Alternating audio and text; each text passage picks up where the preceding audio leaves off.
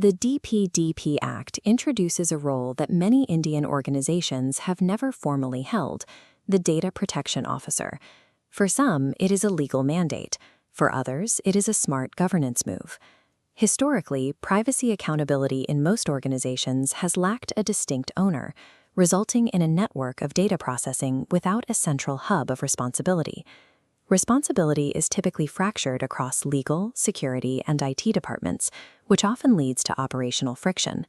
When a privacy grievance arrives, the absence of a single accountable person causes the issue to bounce between these teams.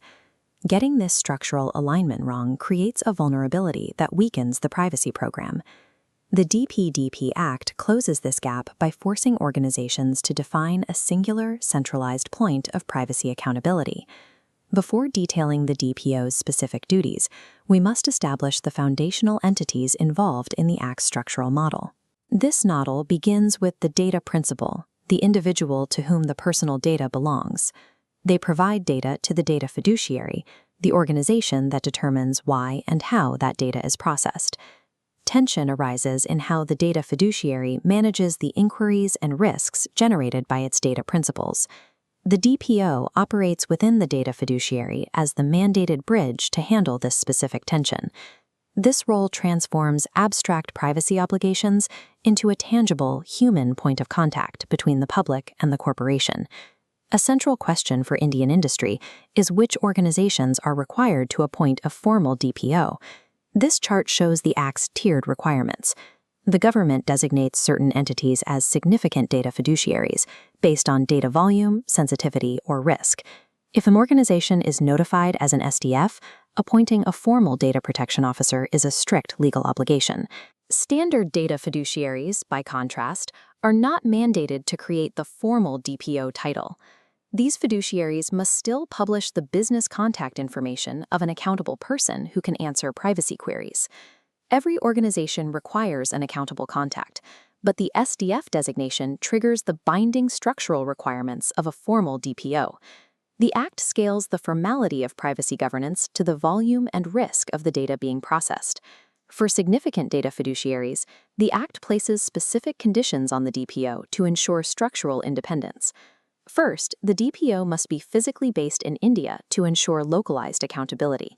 Second, as shown in this hierarchy, the DPO must represent the SDF and report directly to the Board of Directors or an equivalent governing body. This reporting line structurally protects the DPO's independence, preventing the role from being buried in middle management. The DPO also serves as the primary point of contact for the Grievance Redressal mechanism, the formal system for resolving data complaints. The Act does not prescribe fixed qualifications, meaning organizations must independently prioritize a mix of legal knowledge, operational insight, and seniority.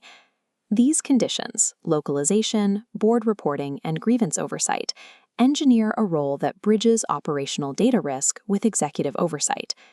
We can see exactly how these structural rules manifest in practice by applying them to three distinct corporate realities.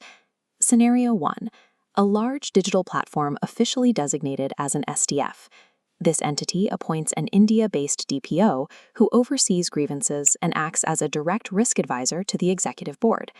Scenario 2. A mid-sized company not designated as an SDF.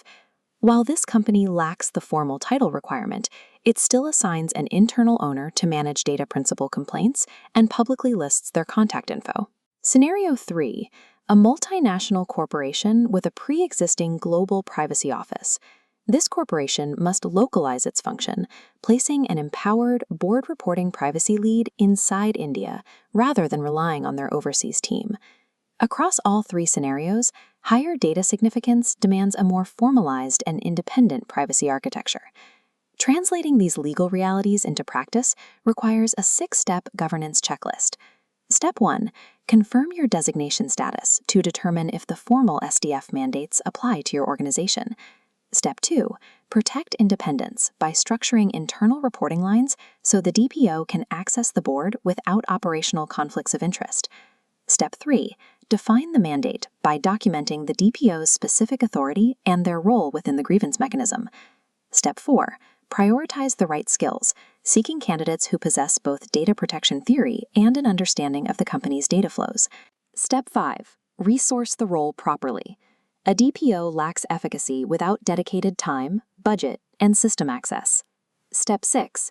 Plan for retention by investing in the DPO's professional growth, acknowledging the high demand for privacy talent in India. Executing these 6 steps ensures the DPO serves as the active, well-resourced center of a credible privacy program.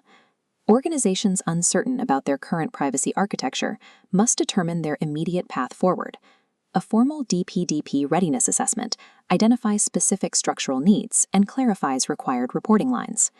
Second Quadrant Consulting Solutions helps organizations scope the DPO function, establish structural independence, and build the required processes. Subscribe to follow our complete DPDP educational series. Our next video covers the engineering of a compliant grievance redressal mechanism in detail.